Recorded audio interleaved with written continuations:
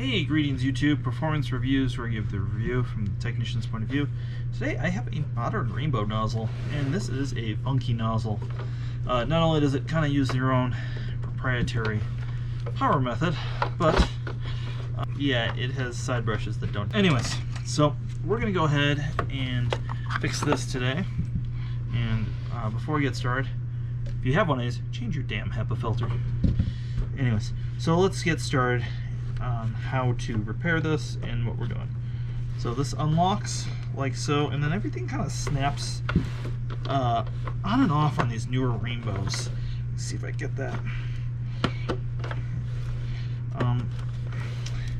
And that's something I really dislike, are these snaps. I think that they are a poor design. And it looks like we have a clog, so let's fix that.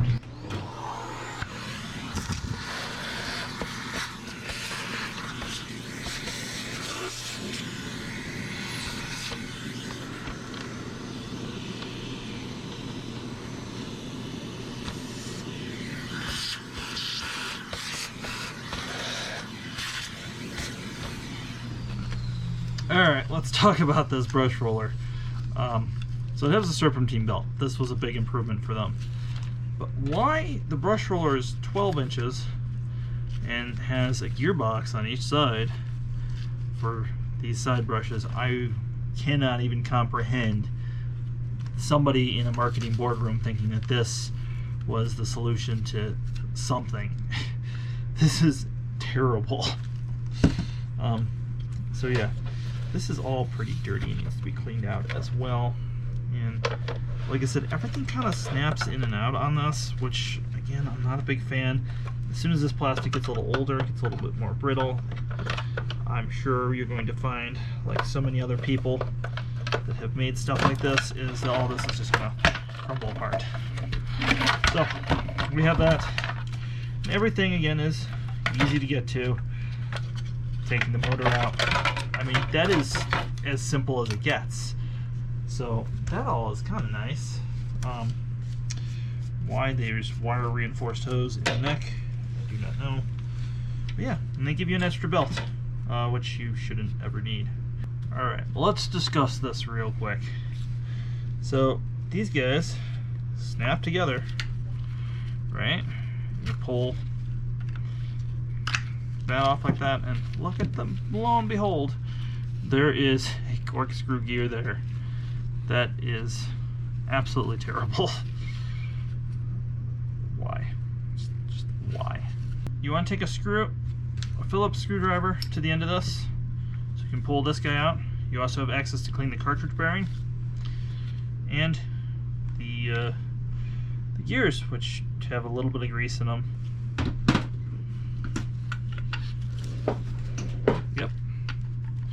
So we can unscrew that. It's a SAE strange size, it's 3/8. So that comes off. And we have access to a cartridge bearing in here.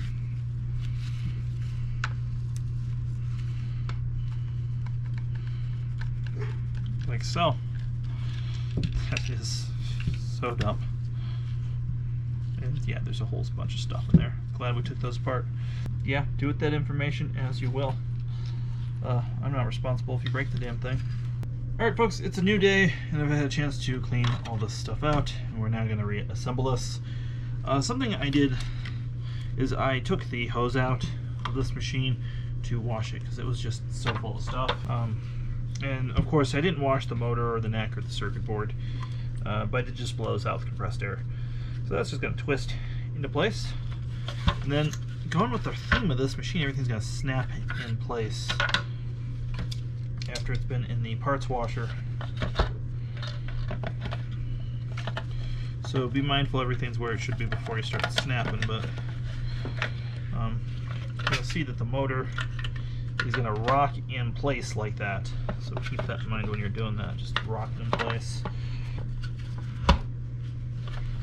Okay, that is snapped in.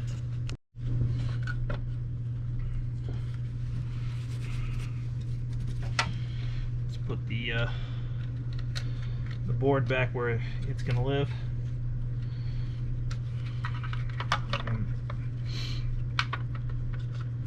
yeah, it lives upside down like this, and you just connect these little guys in here. So that's a little counterintuitive, but. And then on top of it, we're going to take the belt, give it a little bit of soap, just quiet it down, like so. Stick the belt in here, and then I'm gonna throw the cover back on at this point. It's just, again, snaps on. Everything snaps together, and some of it snaps together better than others. All right, so that's on. And then we just want to realign this hose so that's there. And so what's interesting about this is this path is going to create a lot of air turbulence. It's not very smooth. Again, lack of engineering understanding of basic things. So I have cleaned the brush roller to the best of my ability, and we're going to put this brush roller back together and put these end caps back together. This is just so bad.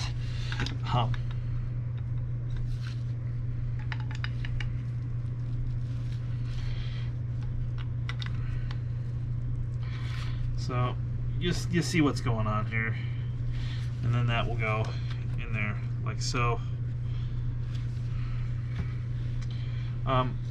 These cartridge bearings, pretty durable. I don't think anything.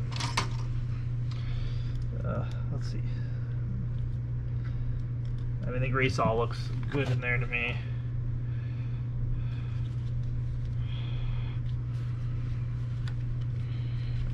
This one's a little bit foochy. And if you're new to the channel and you never see me do this, what I'm doing is putting a little bit of oil. This helps kind of deter clean bearing out, and then we're just going to put a little bit of grease in there on top of that. So I'm not just like putting the wrong lubricant in there or anything, I'm just using it to clean it out. In case you wonder why I did that.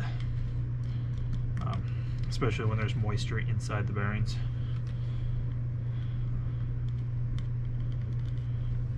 So that all gets put back like that.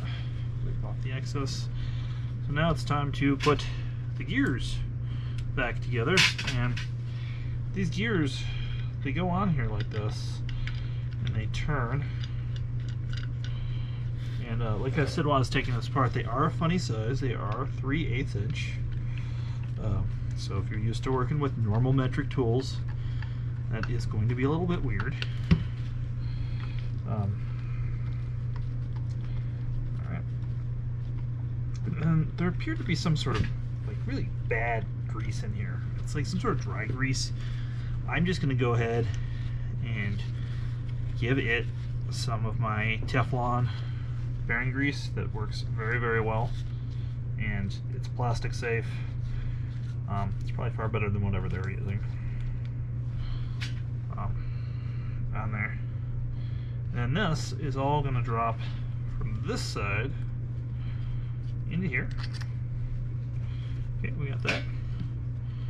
We got that. And you'll notice on these, there's no bearing on the top. Just make sure those are clean and dry. Yep, no bearing on the top. Again, I believe whoever designed this brush roller was probably snorting coke. Yes, this is one of the most nonsensical things I've seen in the whole vacuum industry. This is right up there with the Shark brush roller, Shark dual brush rollers. Alright, so those have been now lubricated and put back together. We're going to put the side brushes on, which I have cleaned with a wire wheel, but they just do not clean off very well. And they have a point where they index, and then the only screws on the entire thing are right here.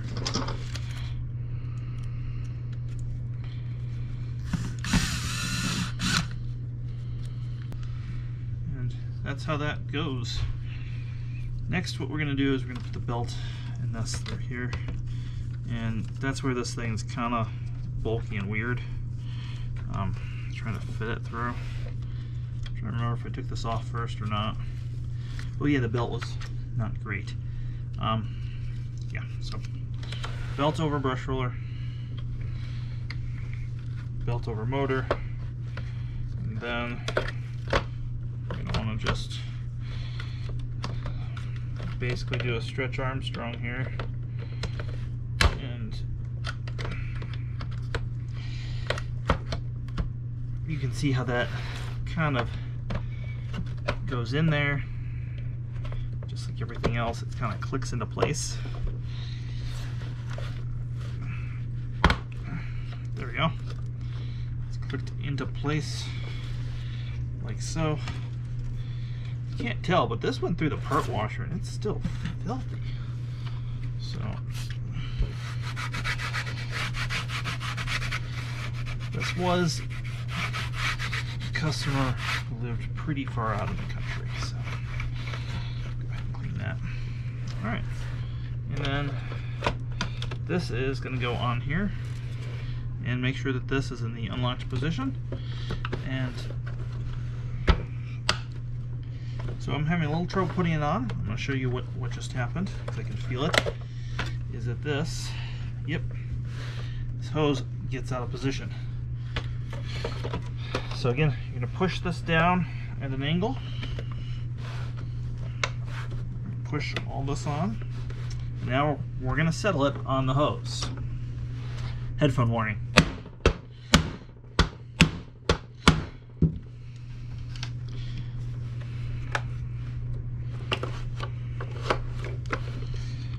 Alright, that is as settled as that's going to be right there. And there we go. We now have it back together, lubricated. It should be ready to clean. I have this little cheater here that I made for doing stuff like this. So you always want to confirm it's 110 volts, which I already did when I looked at the motor. So let's see if it's running.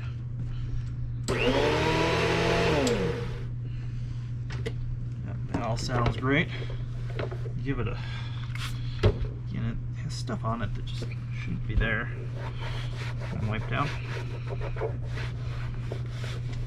Well, thanks for watching, folks. I hope you found this video useful.